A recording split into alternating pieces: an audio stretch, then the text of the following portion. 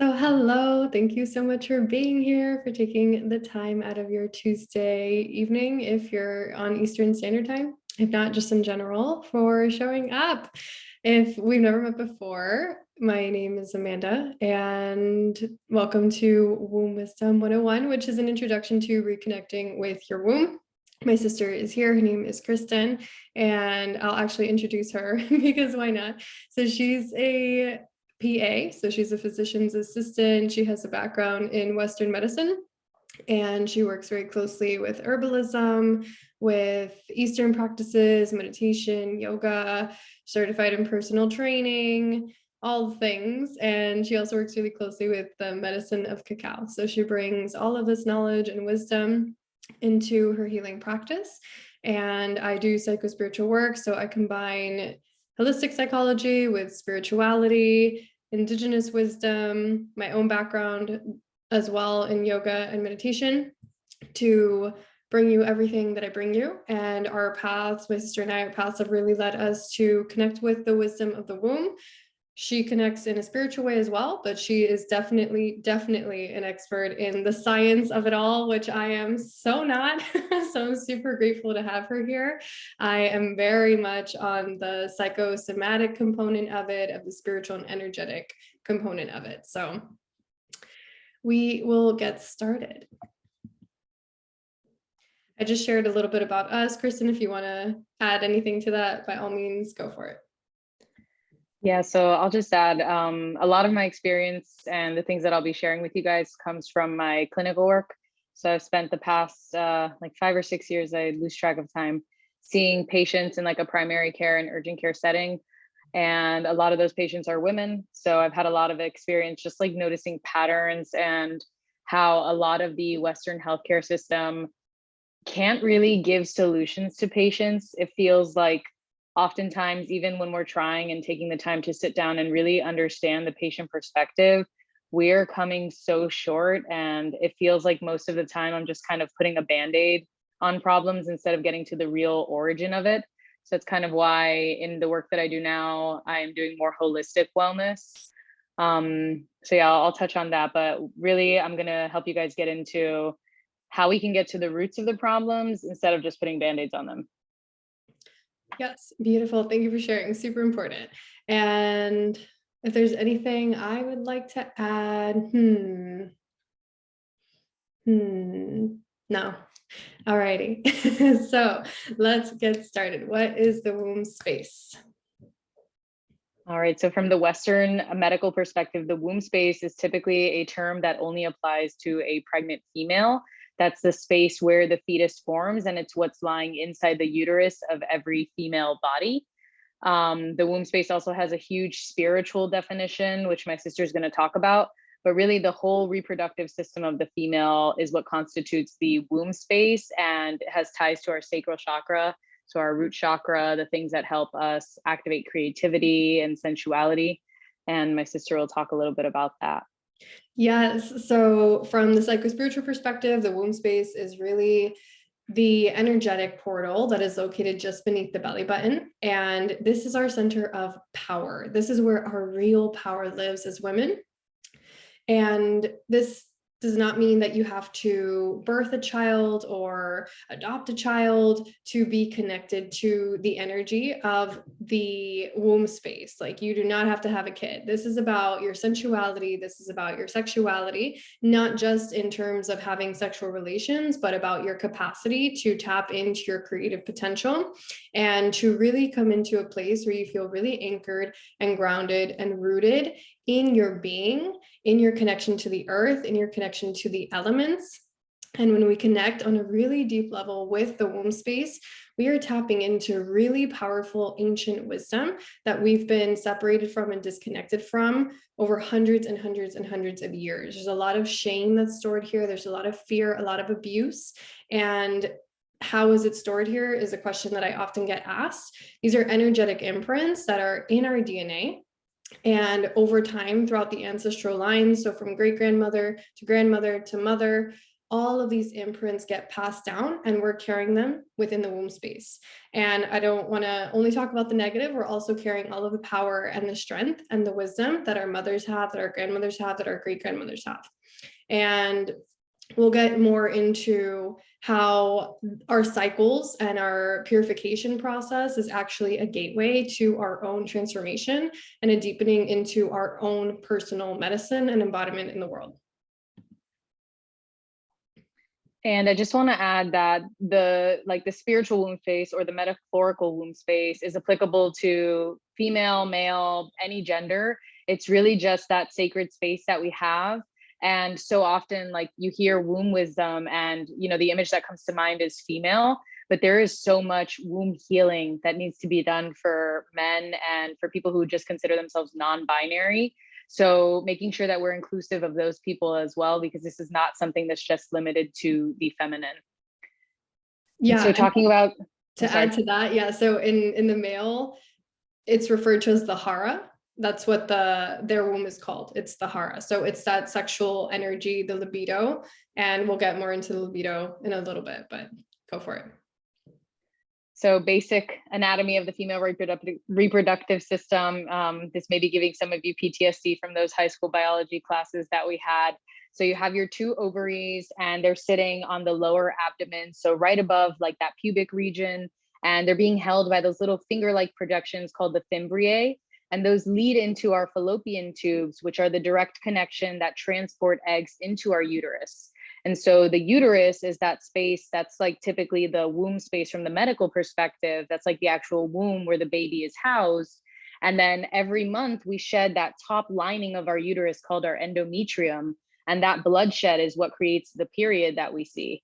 And so the blood trickles out through the cervix, and that little hole that's at the bottom of the cervix, if you can believe it, that's actually the hole that dilates when you have a baby. So that dilates enough through muscle contractions and relaxation for a baby to be expelled from there and into our vaginal canals and into the world. So yeah. There's a lot going on. She made it sound really simple, but it's like, whoa, okay. And can you actually talk about the size of the female reproductive system? Like, about what size is it? Yeah, so the typical uterus is about the size of like a handprint. So if you think about that and how it stretches and expands to house a growing fetus, it's really miraculous when you look at it that way.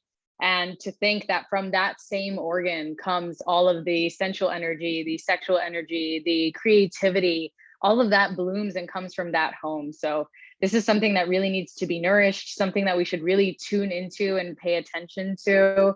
And it's really a place where we can stop, sit, and listen and obtain so much wisdom.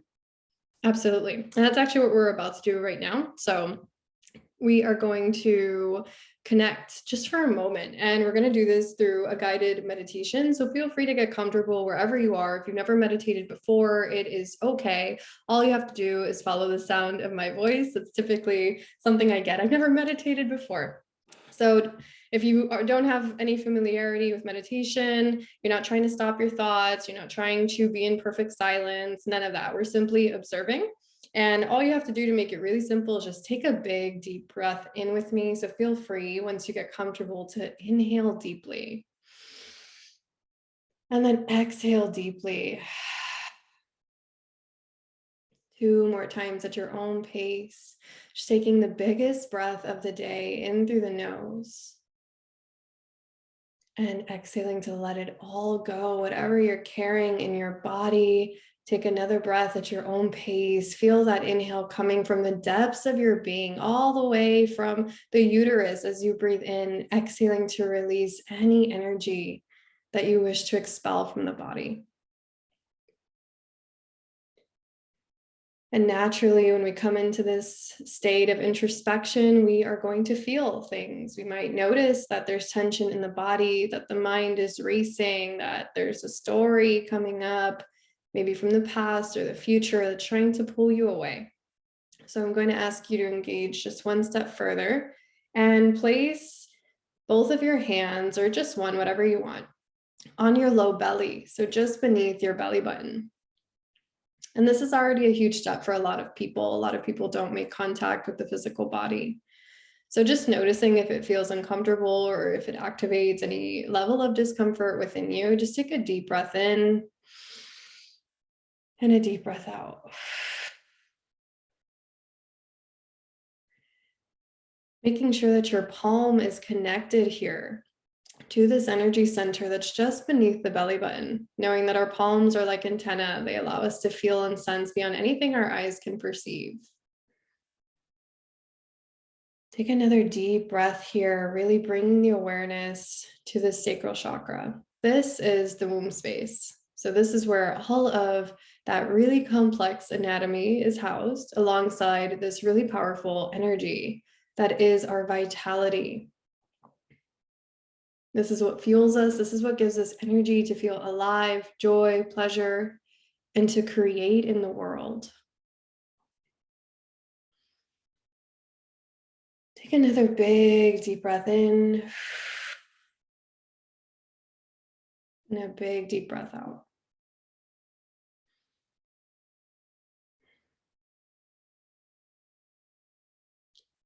And notice if there's any emotions or anything coming up. You don't have to approach this in a logical way, simply just noticing.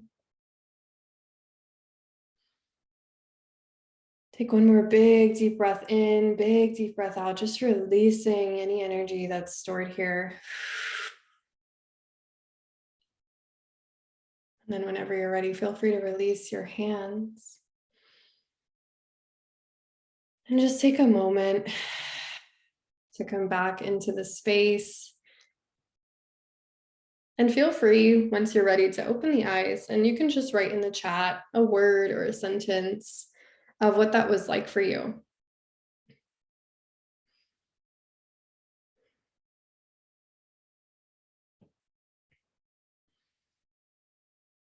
You can also just put an emoji and take your time.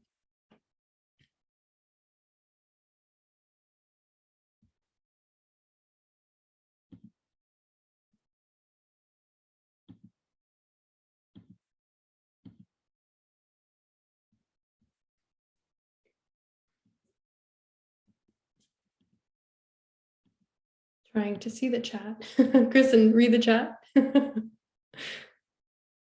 So we got grounding, relaxing, feeling really connected to my womb space right now. We have some other beautiful souls who are also on their moon, so very aligned. Okay, yeah, my sister and I actually both on our own cycle right now, which is interesting. So thank you and welcome. Okay, so take it away, Kristen. This is so not my forte. All right, so yeah, going back to that high school biology class that we may have dozed off or never showed up for, this is our menstrual cycle. This is a really cute diagram that kind of simplifies what is really going on, but there's so much. So I'm just gonna try to break this down for you. If it gets too sciencey or you feel overwhelmed, just let me know and I will try to make it more relatable, because sometimes I just start speaking a lot of big words and my sister scolds me for it. So if you look over at the left side, so days 1 through 7, that's typically where the period happens. So that's where you're seeing the physical release of blood. That's where you're shedding that endometrial layer. And then once you go into days 7 through 14, that's where you're having your follicular phase. So that part of the cycle is being driven by FSH.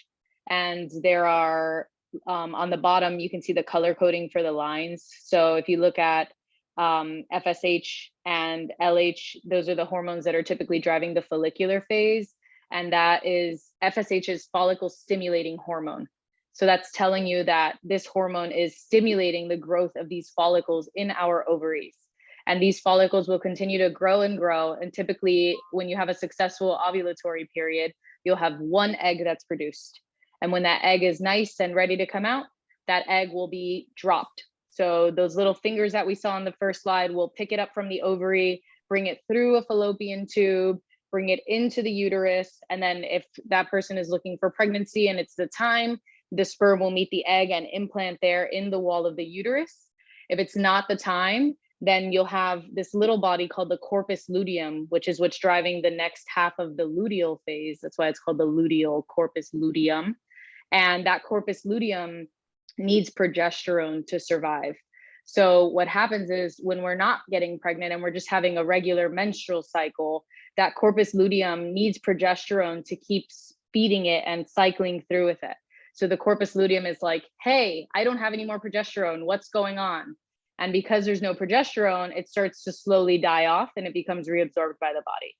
And so then once that happens and the progesterone levels drop enough and the corpus luteum is dissolved, we start all over again and we have a new period.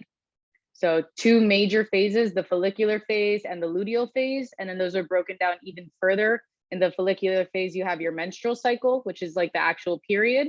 Then you have the proliferative phase or the follicular phase, which is where you're growing the follicles. And then in the luteal phase, you have ovulation that's occurring. And then you have the secretory phase. Any questions on that?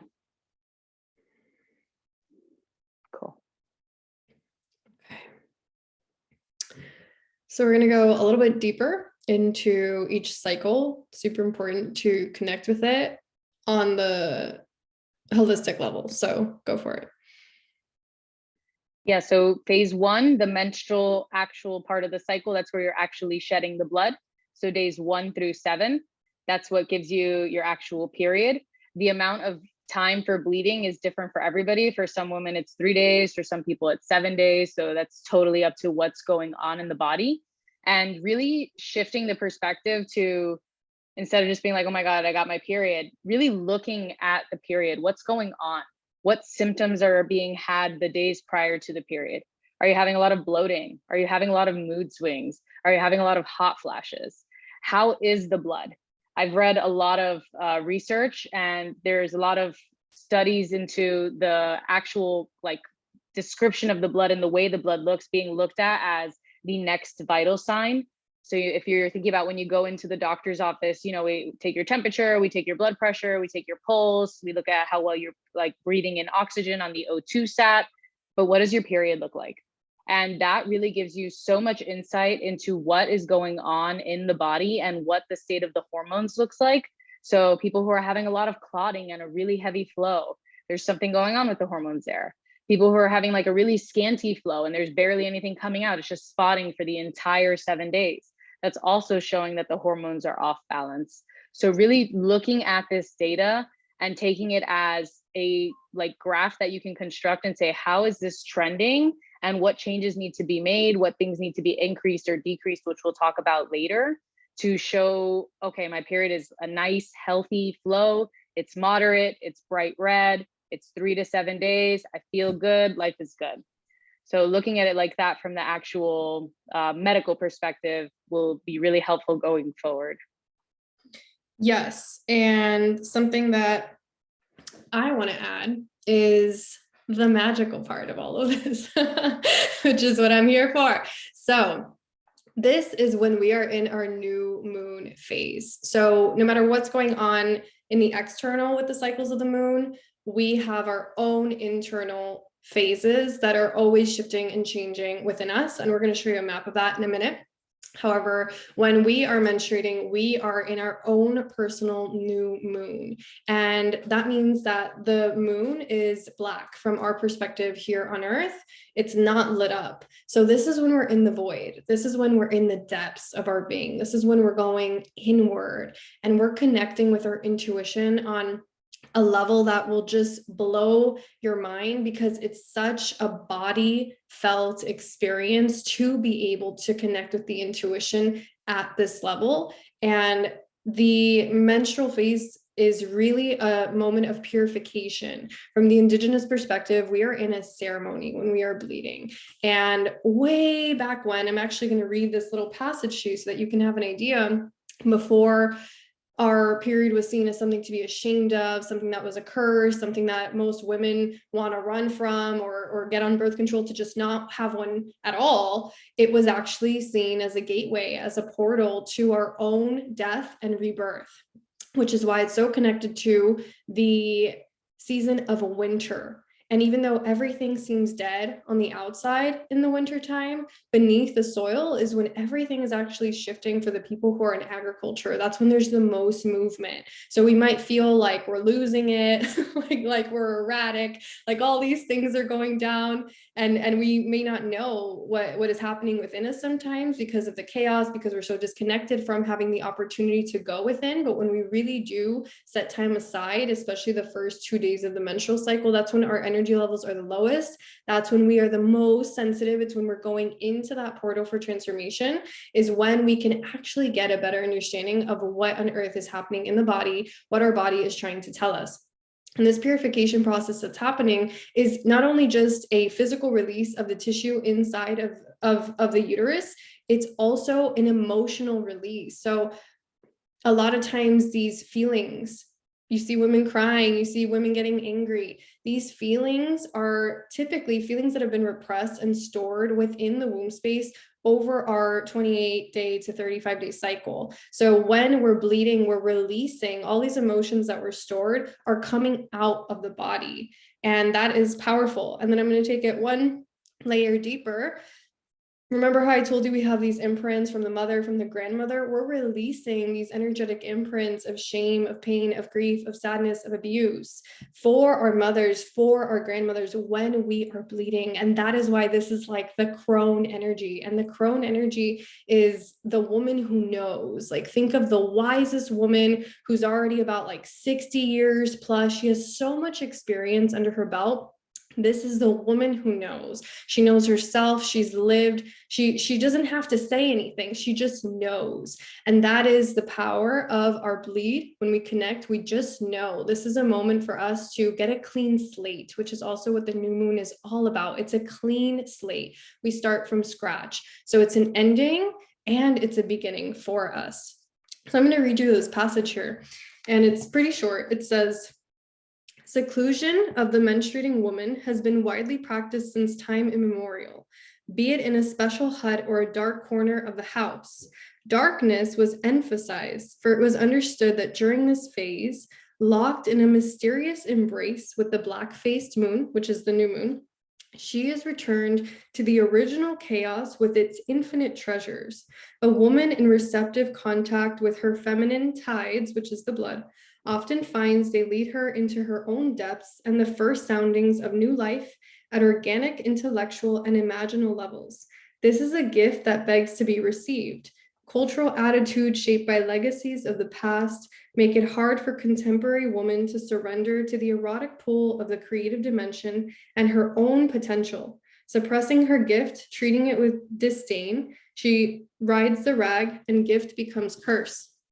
So that's what's happened historically. What was and is a gift has been labeled a curse. So we're here to revive this wisdom and help you understand that this is the most powerful opportunity to connect and heal yourself on a deeper level.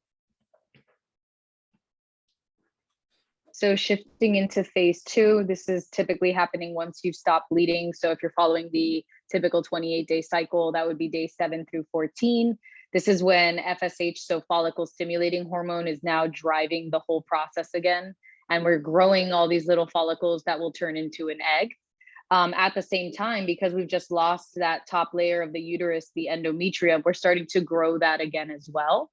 And so that's what's happening in the follicular phase from the medical perspective.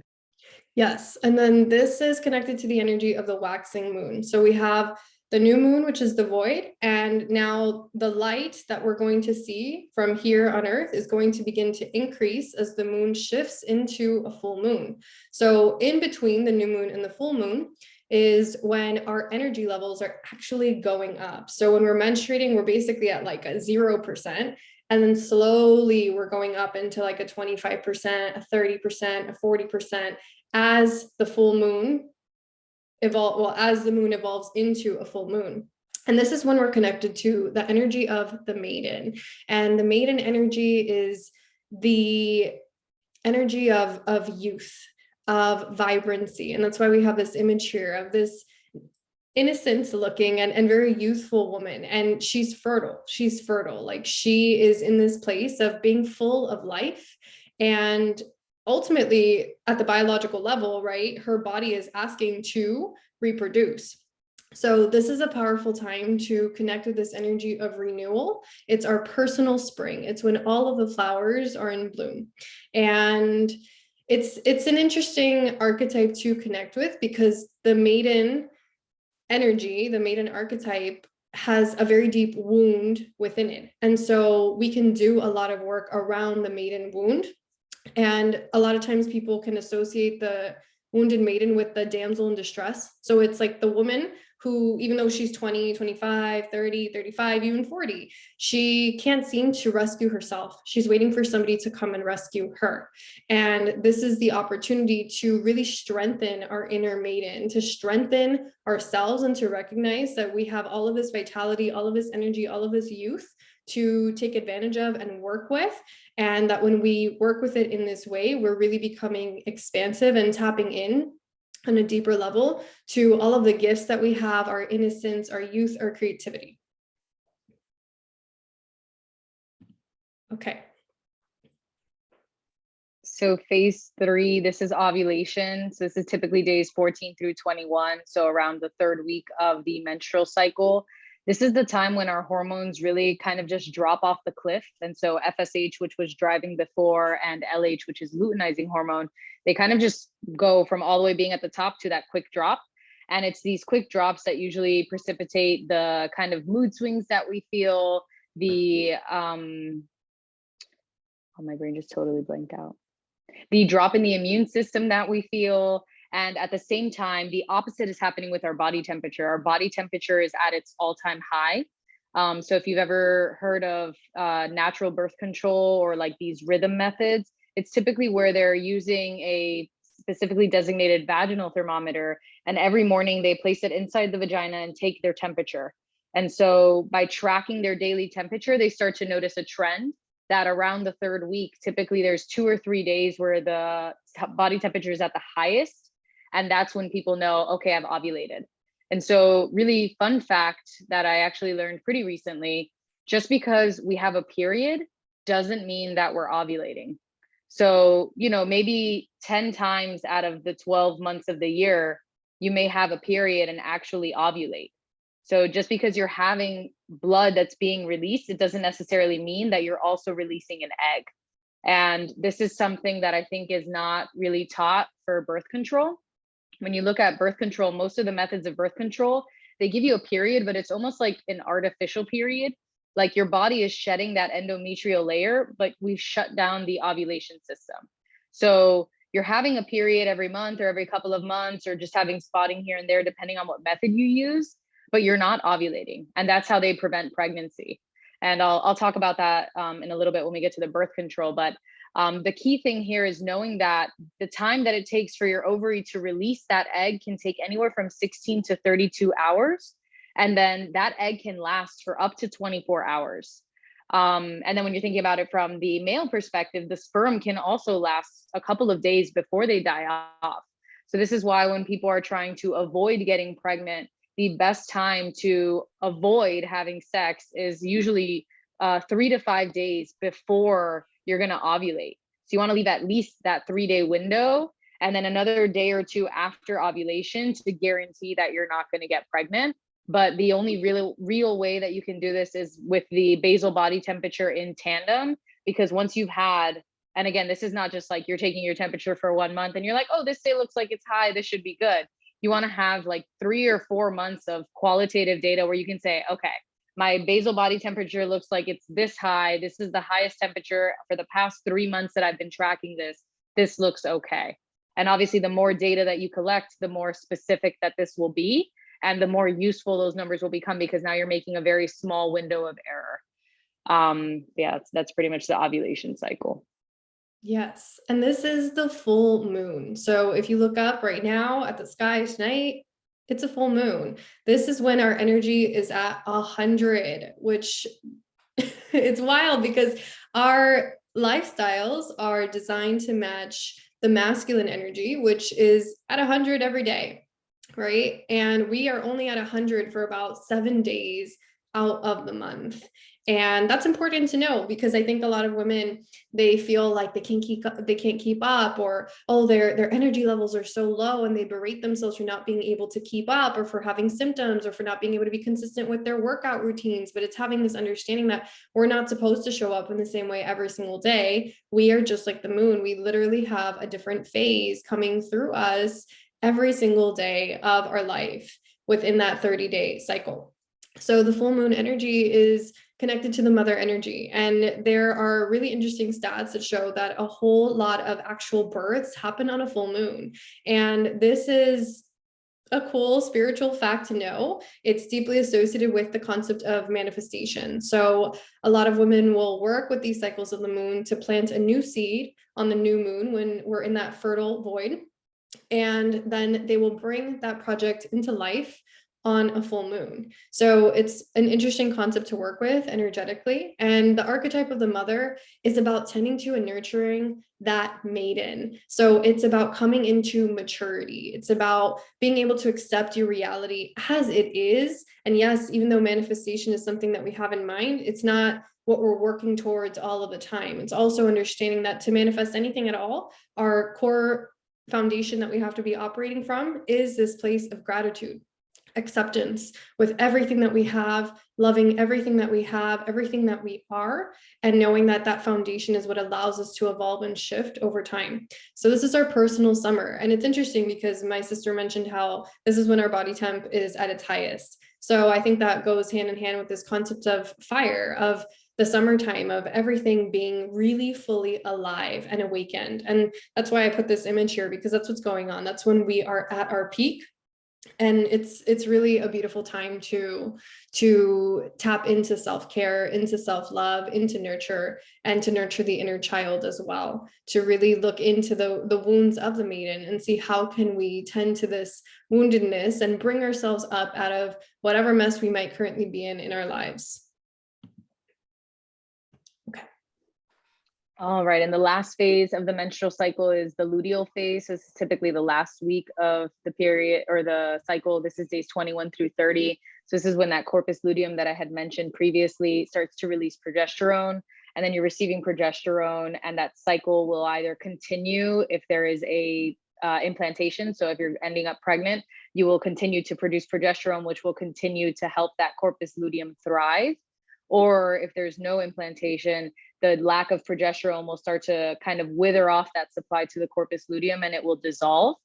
And that's what will trigger the start of the period again, as you start to shed that wall and the endometrial layer is released. Yes. So this is when the moon is now shifting from being in its fullest to entering its new moon phase. So that light energy is disappearing, it starts dwindling. And this is our personal autumn. So think about how, yes, the trees have leaves, but they begin to fall away. So we go from being at our peak at 100% to now having those energy levels dwindle as we begin to spiral inward once again. And this is when we're connecting with this energy of the liminal witch. And liminal simply means in between states. So we're going from mother into crone. So the witch is still youthful, and she's learning and she's working and she's figuring out how to connect with her intuition. And then eventually she goes back to that new moon phase where she goes deep into her energy of the crone, of just absolutely knowing without having to think twice about it. So, and if you think about the energy that comes with the harvest, that comes with the autumn, as the leaves start to change, as the lighting starts to change, that's when Halloween comes around, the original holiday that inspired Halloween. I say it's Samhain. I know I'm saying it wrong, but it originally came from a pagan Celtic tradition to honor the transition into the harvest, which is really beautiful. So it's that energy of the pumpkins, of the gulls and the goblins and the spirit world, really. So it's not anything dark in a bad way. It's that darkness of walking between realms. And that's why it's also liminal. It's like she's in between realms. Very, very cool, very creative state to be in as well. And yes, I think that's the most important stuff. So here's our moon map. Y'all, this took me 100 years, so I really hope you deeply appreciate this. Canva made it real tricky for me. Can everybody see the bottom part, or is my thing blocking it? You can see it? Okay, great. So over here, like I said, we have new moon, winter. This is our crone stage, purification, intuition, rest. This is when we're tapping into journaling. This is when we're tapping into meditation. This is when we're giving ourselves, at least, please do your best. I know everybody's schedules are different. I know it's a privilege to divest from systems that are really, capitalizing off your health and well-being. But if you can set some time aside, 15 minutes, an hour, to just rest and pause, and you'll notice with time, as you begin to do this, how the womb is speaking, and eventually it will come to this place where it will ask you to really sit still with yourself, and walking will feel like it's hard sometimes. So recognizing that there's nothing wrong with you, that's not bad, it's okay for you to rest.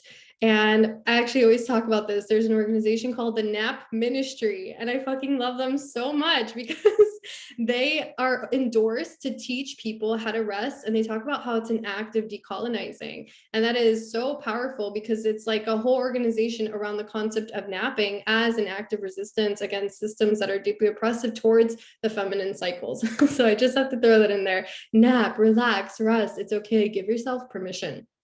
And then we cycle through, we go through spring, right? And that's from, so technically, to make it clear, this right here where the mouse is, from right here to right here is your bleed. And then from right here to right here is your springtime, your renewal, beginnings, vitality, starting new projects. And then we're going to cycle through from here to here, and that is your ovulation phase. And then from here all the way back to here is your luteal phase. So I don't want to take too much time on here, but you can read the screen. I'll pause here. Does anybody have any questions so far? And you can write them in the chat or you can unmute.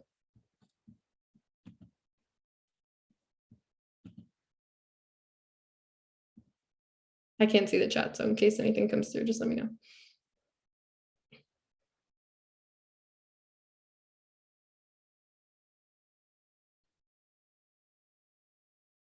Good to go? Okay. All right, Kristen. So I'm not gonna bore you all with all of this. I just put this illustration on here to show you that even though what we're seeing is I have a period and then I don't, there is so many things happening within. You have follicles that are growing, follicles that are dying, hormones that are spiking, hormones that are dropping, temperatures that are dropping, then they're rising. Then you have layers in the uterus that are growing and shrinking. So there are so many things happening and it's really complex, but the more, this may be like a, if you never paid attention in biology class, this may be like a first pass of this for you. If you've gone to biology and you've taken some college courses, this might be like a second or third pass, but like every pass that you get of this, you're going to hold something that I said and remember something else. And so the more that you build on this and the more that you learn exactly what's going on, the more it starts to make sense when symptoms are coming up for you or things seem off or you're starting to put together pieces that previously didn't make sense.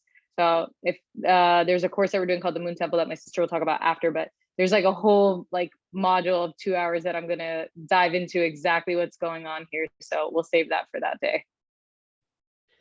Okay, birth control, super controversial topic. Let's do it. Yeah, so I'm all in the controversy.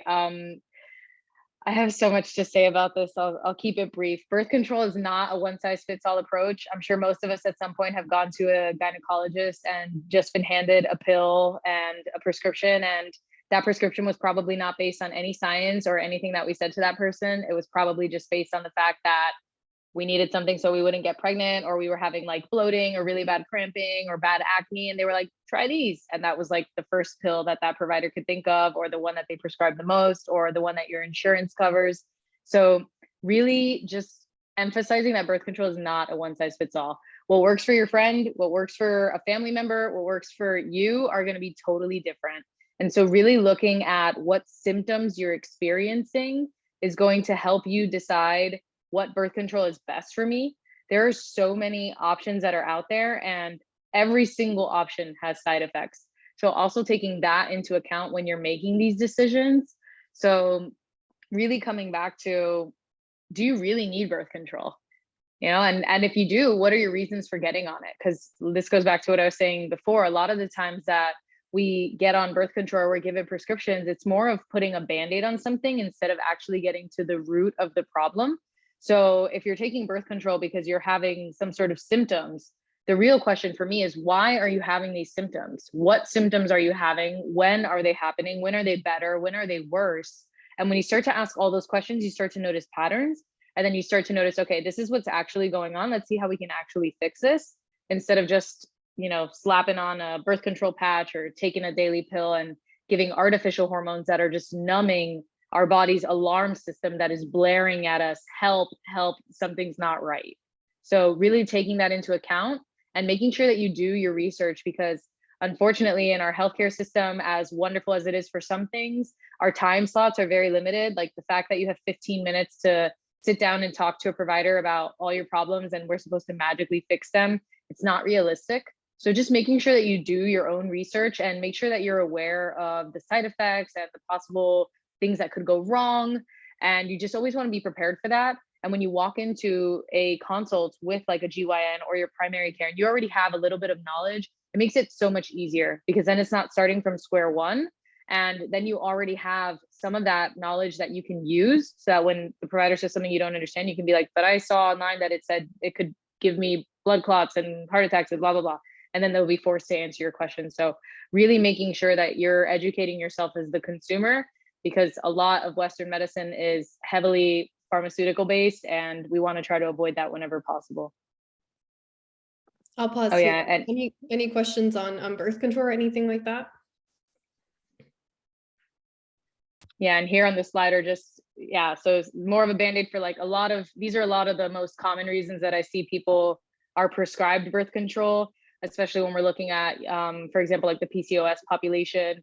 A lot of them are taking it because they're having like excess hair growth, they're getting a lot of sideburns, or they're getting chin hair, or they have a lot more hair than they want to. They're having really bad cramping, bloating, they're having really crazy periods that come like every 3-4 months or maybe twice a year. And then a lot of cysts, so a lot of painful periods. So just looking at those things again, like for me, those are indications that there's something wrong, not, okay, let's just give you this pill and hope everything gets better. Absolutely. Yeah. And with PCOS, a lot of it has to do with the exercise component, with the lifestyle component, with the nutritional component, sleep cycles. There's so many things that come into it from the holistic perspective. So I know that because I was actually personally diagnosed with PCOS. The first thing they did was put me on birth control. I just took it because I was like, okay, like a provider gave me this, let me trust that. And I ended up not being able to run, actually, which is pretty crazy. I could not run. And even though I went online and I looked up general side effects, I found this forum where a bunch of women were talking about how it was killing their back. And I was like, something is not right here. And I got off the pill, and with time, I was actually able to run again, which is pretty wild. And that's just a personal experience, but it's important to just be educated and not just do something because somebody that's wearing a white coat gives it to you. And that was my lesson there of like understanding body autonomy and doing my research and getting curious with my own body and doing the inner work, which is where that really led me. It was to do deep inner work. So signs of hormone imbalance. So yeah, we don't have to read all those for you, but that's just some of the many signs that we see, which again are indicating there's something wrong. Not necessarily that you need to be put on a prescription pill, but really looking at, again, what symptoms are you having? You may have one, you may have a few, you don't need to have all of these, but usually there's like a pattern to them, because some of them are correlated with excess estrogen, some of them are correlated with excess progesterone, and vice versa, low estrogen or low progesterone. So usually there's a pattern of symptoms or like a cluster of those symptoms that you're going to be presenting with. Yeah, and understanding how much of this can be connected to the psychospiritual component too. What's going on with your mental health, what's going on within the womb space at the energetic level, what's going on within the body. Have you had a traumatic event? Have you been a survivor of sexual abuse, or was somebody in your maternal line a survivor? And understanding how that pain, that grief can be stored within the ovaries, can be stored within this uterine lining, and how when we begin to work with the cycles in this way of viewing the menstrual cycle in particular as a purification, as an opportunity to do inner work, to do somatic work, it can actually help alleviate some of these symptoms, personal experience, and also working with women that have done this work as well. So here are just a few ways to help balance out your hormones. Yeah, so number one is diet. I think there's, I forgot the exact quote, but there's a saying that's like, abs are like 60% kitchen, 40% exercise, or 80% kitchen, 20% exercise. And that's not just true for abs, that's true for everything. Your diet is the most important thing. Like what we eat is what our body is working with, it's what it's fueling itself with, it's what it's creating itself with. So when you're looking at balancing out hormones, you really want to have a broad variety of fruits and vegetables. And like that Skittles commercial, Taste the Rainbow, that's what your plate should look like. But instead of with like garbage sugar, with fruits, vegetables, high fiber, and protein. So for especially like cruciferous vegetables, if you've never heard that word, I hadn't heard of it till a few months ago. It's anything that's like basically really green. So kale, spinach, Brussels sprouts, cabbage. You want to eat those because they're loaded with minerals, vitamins, and they have a lot of fiber typically. And that's what will help balance out our estrogen levels. So making sure that you're getting a good variety of those in. So maybe one day you do kale, maybe one day you do spinach, maybe one day you do Brussels sprouts, maybe the next day you do broccoli. So just trying to spice it up, because also it's unrealistic to eat broccoli, 5 days a week. If you're doing that and you say you enjoy it, great. I would love to talk to you more about that. Also, you want to eat foods that are really rich in like omega-3s, fatty acids. So looking at things like salmon and tuna. Bok choy is actually, it should be part of the cruciferous vegetables. Looking at things like high fiber and carbs. I know that there's a big trend in our society to like shun carbs, and people want all these like low carb or no carb diets. We need carbohydrates, especially when we're menstruating. Like the amount of energy that it takes to go through all of these processes, we need to fuel our bodies properly. So instead of supplementing that with like French fries and white rice, looking for things like quinoa, brown rice, farro, stuff like that. So just making healthier options where you can. The small choices that you make big differences when you look back on it like retroactively. So just seeing wherever you can make those healthy swaps, try it. It really does work. I said eat a lot of fruits. And then when you're looking at herbs, I mean, there's like herbalists who are out there who are just solely dedicated to the reproductive system and balancing out hormones. But these are just some of the herbs that are really good for our health. Kava, which I actually learned in high doses can be psychotropic. So that was interesting. Ginger and cinnamon. So those help warm the body. They help nourish. They help increase the circulation. Ginseng, that's actually a uterine tonic. So it helps the muscles of your uterus to relax and contract. And that helps us to minimize cramps. So if you're somebody who has a lot of cramping or pain during your periods, that would be something good to look into. And then a lot of the viburnum family, which is like a cousin of the rose family, those also help a lot too for relaxation and just minimizing some of those hormone symptoms. And then basic things, hydration. So making sure you're drinking tons of water. Movement, that can be anything, like walking, dancing, biking, boxing, swimming, whatever that looks for you. And if you're going off of like the seasons graph that we showed you, so like when you're on your period, like yin yoga, restorative yoga, those are great. Like slow walks and just taking your time and just walking however feels good for you. That's an awesome choice.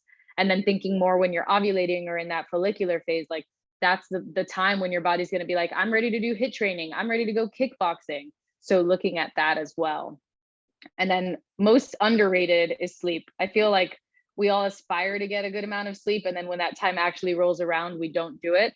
So just making sure you're trying to get 7 to 8 hours every night, because sleep is that time when our body's regenerating, it's repairing itself, especially if you're somebody who works out a lot. You want those muscles to be able to repair themselves healthily. And that helps you avoid like overuse injuries and muscle injuries in the long run.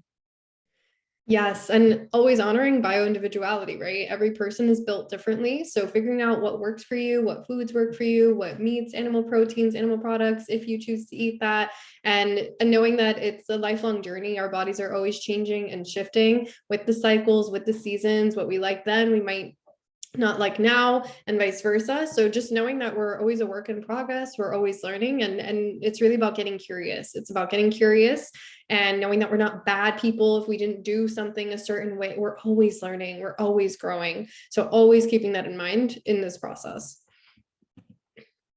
Okay, so we've arrived at the Q&A.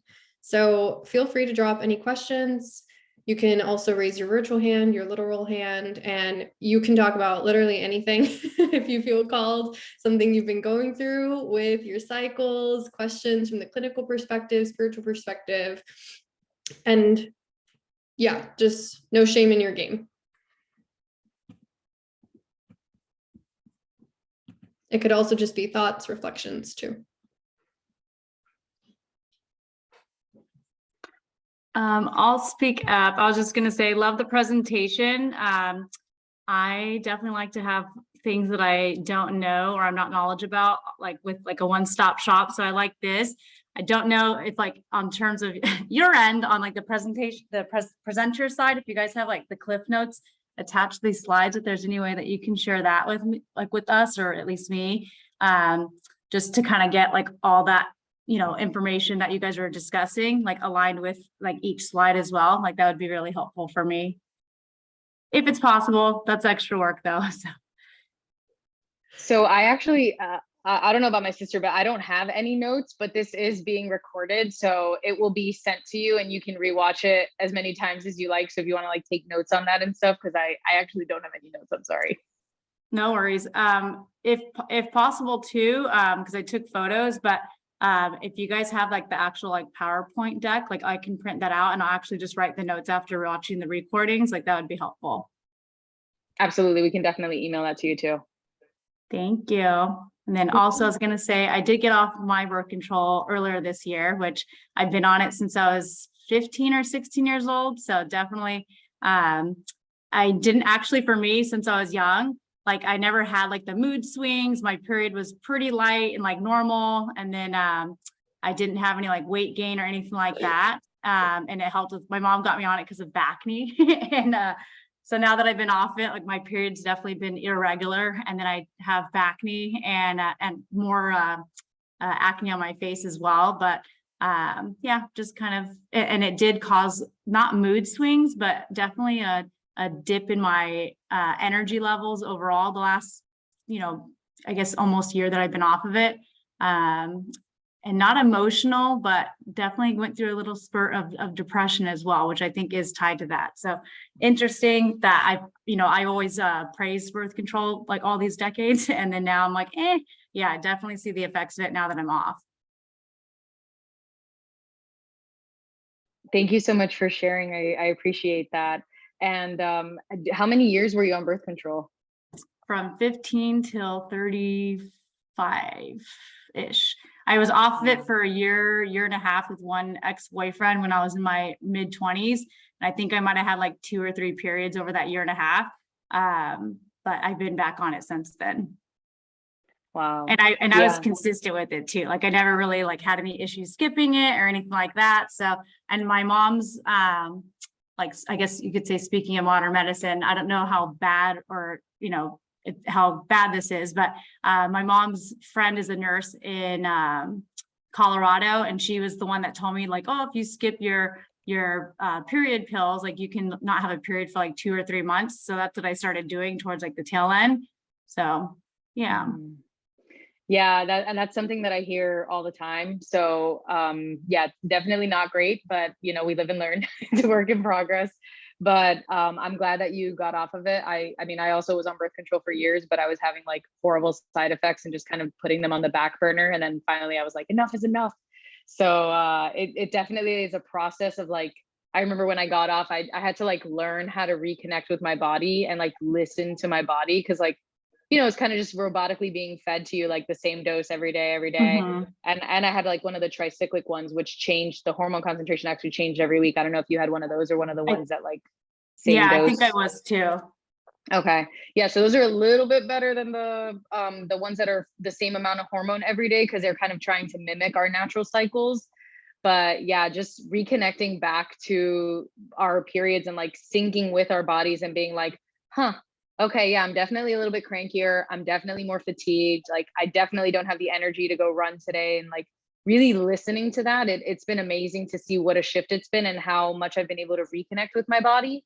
And like I said, just kind of noticing the patterns that are happening. Like keep a journal, or if you have like one of those, I have an app called, I think it's called Flow. It's from In the Flow by Alyssa Vitti, and you can log all your symptoms and stuff on there.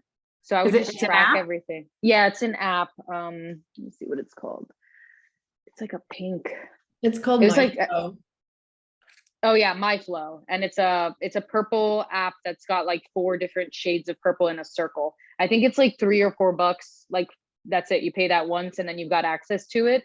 But I love how I can keep a diary of like symptoms, what vaginal discharge looks like, foods that I ate. And when you start putting in your symptoms, she gives recommendations like, oh, bloating is happening because you have low estrogen, eat foods such as this, and this. And so that really helped me learn too. So that's like my favorite app, and I recommend it to all my patients. Is it, there's a pink one with the white feather, and then there's a white one with like a gradient purple, like circle? Yeah, it looks like the one in the center here. Perfect. It's got like 4, so check it out. I think, like I said, I think it's like $3 or $4.99, but for me, it was totally worth it just because every time I would put in a symptom, it would give me a solution. So it wasn't just like I was logging it. It was like, here's the symptom, here's what it means, and here's how you can fix it. Cool. Thank you. I'll definitely download that now. Yeah, of course. And then Alice, I read your comment here in the chat. The IUDs, all I can say is that this generation is the generation of guinea pigs because IUDs did not exist in the previous decades. I can definitely tell you it is not normal to not have a period for multiple years, although they will tell you it is. It's always funny to me to see how that perspective changes, because if you go in not on any birth control and you tell them you're not having a period for a whole year, they'll give you birth control to make you have a period at least 3 times a year. So it's amazing how then they'll give somebody an IUD and be like, yeah, it's normal that you don't have your period for 5 years, no worries. I'm just gonna say, similar to Tracy, when you get off birth control, it's gonna be 6 months to a year before you're having like a fully normal period.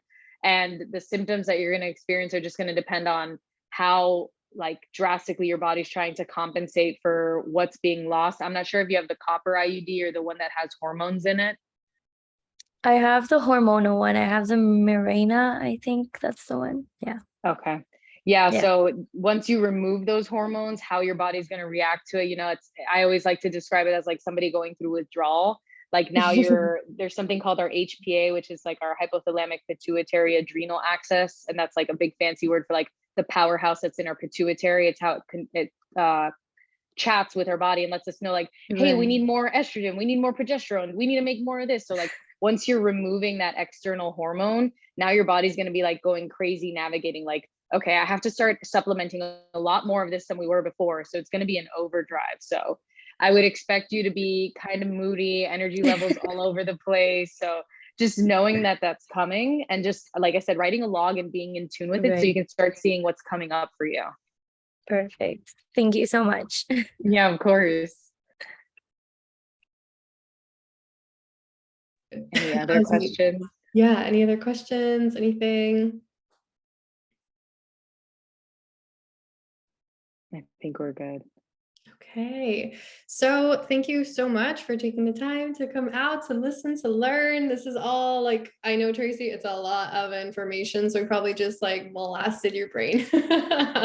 There's a lot to learn. There's a lot of different perspectives. It's just a lifetime of learning and unlearning, as cliche as it sounds. A lot of things that we're taught, a lot of things that we do or that we buy into, or that just change for us over time. Our perspectives are going to change, our body's going to speak to us, and it's about just learning to listen to that wisdom in the body and honor it.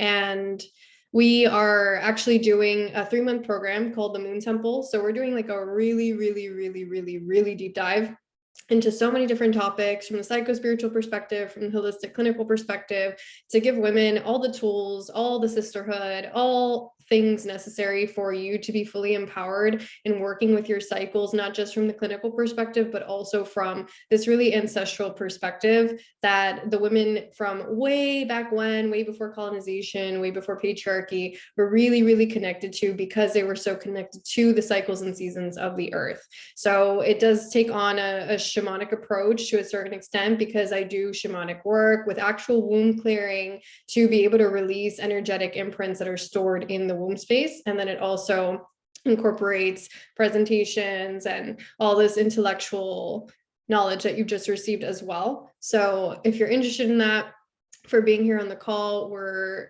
going to offer you $200 off, and I'll send the link in an email with all the information so I don't bombard you with all of this, but you'll get the code to be able to receive the discount if you're interested in signing up. It starts January 22nd of next year. So if you have any questions about that, you can feel free to reply to the emails that we have. And that's all we have for you. I don't want to take up more of your time because we said it was until 8. So just reach out if you have any questions. You can reach us through Instagram too about anything that we talked about in this entire call. So thank you so much for being here. Kristen, do you want to add anything? No, just thank you guys so much for joining. It was great to share this space. I hope you guys got to take some nuggets of information with you. Appreciate it. Thank you. Yes, thank you so much. Have a good night. Thank Thank You you. too. Good night. Enjoy the full moon. Thank you. Bye. Bye. Let me close this out. Hey, Vero. Oh my God, I'm still recording.